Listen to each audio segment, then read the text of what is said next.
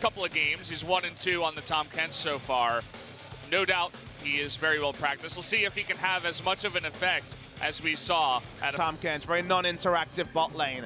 But clearly, this team is all about hard commit and then allowing the Ezreal to self-peel in the backline. I imagine Tahm Kench is going to be focused on his Malcolm in game 1, where they go heavy on the turret damage and scale. A lot of poke under turrets, a strong 4-1 if they can get the Camille rolling. So I'd like to see Spirit play around Keen, allow him to be the aggressor as we're going.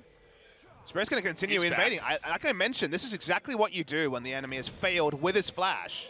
He can flash on this, actually.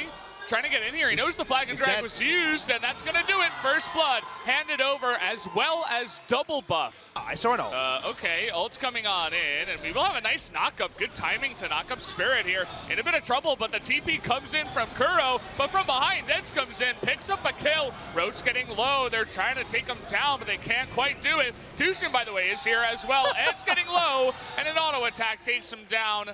Nice little trade there, 1-for-1. That many telepos, not ideal stuff from Afreeca, but if that's how things go, when they're a bit fast and loose and make a bit of a mistake, they'll take it. Bit of an ultimate here onto an Alistar without his ultimate. He gets taken down. No reaction from Spirit. It's mid lane again. Oh boy, Varus is locked down here. He still has his flash available, but an Alistar is in trouble. Taking a lot of damage, but unbelievable. He actually knocks him under the turret and makes it a 1-for-1 trade.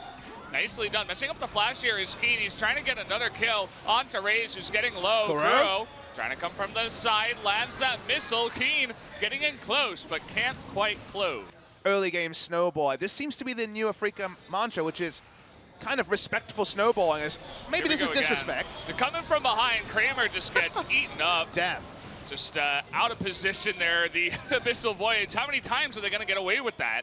And the unsealed spellbook for Tushin, our first unsealed spellbook Alistar in a while. Okay, the flash, they just walk straight into it, but Spirit makes a 4-man stun. Is it going to matter? No, he gets devoured at the end. But who's going to go down on the opposite side? Tushin, he wants blood here. He's going to push in Raze, who in turn does get a nice little cataclysm, but it's too much damage. Once again, coming out of Afreeca. But here comes Roach. He's looking for the ultimate. Can't quite get there. Very, very close towards the end of that one. Oh, not quite close on that one, though.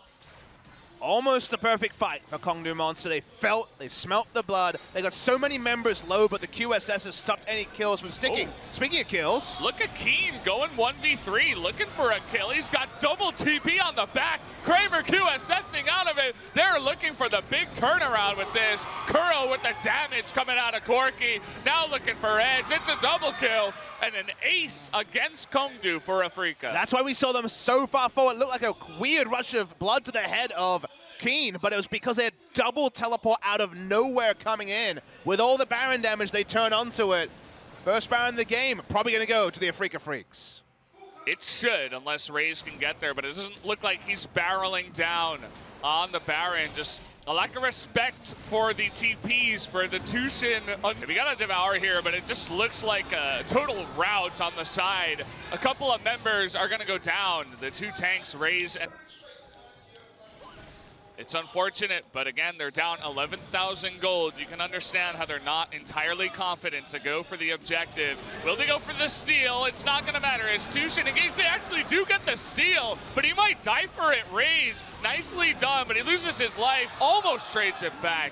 Would have been a nice 1-for-1 trade with the steal. Can't quite get the kill, though, onto Spirit, and they're going down the mid lane. Yeah, nice pick up of the steal. Denies us from being Baron buff and a Elder Dragon buff, but it's not going to stop Afreeca pushing in. Remember, they've still got those Trinity forces. They push in, the base explodes.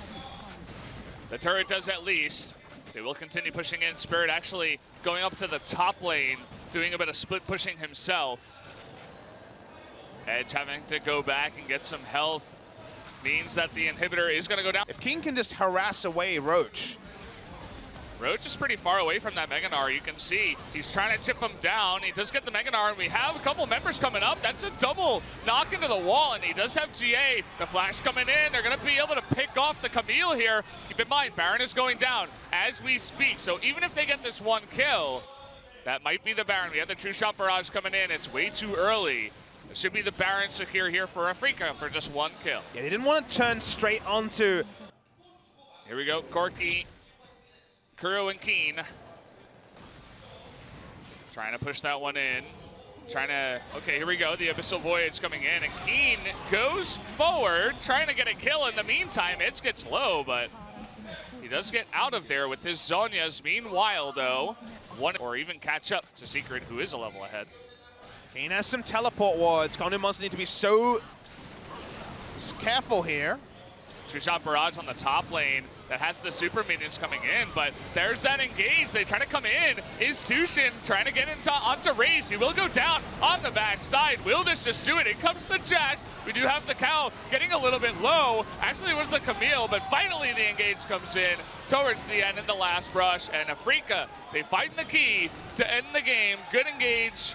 And they end it. Afreeca Freecs were frustrated for so long because Kongdoo were not coming out of their base to actually take a 5v5 in terrain where they could fight them, in terrain where they could use an aggressive Hextech ultimatum. It meant the game dragged for a long time because they did not want to, under any circumstances, go for a turret dive. 5 for 1 was the trade. This will be the end of the game, and Afreeca Freecs extend their win streak to 7. Took them a long time, but they knew exactly what they were doing. Patient play leads to their eventual victory here at 51 minutes. Lots of flexing on the wrists after that one. Very deserved one. We'll see if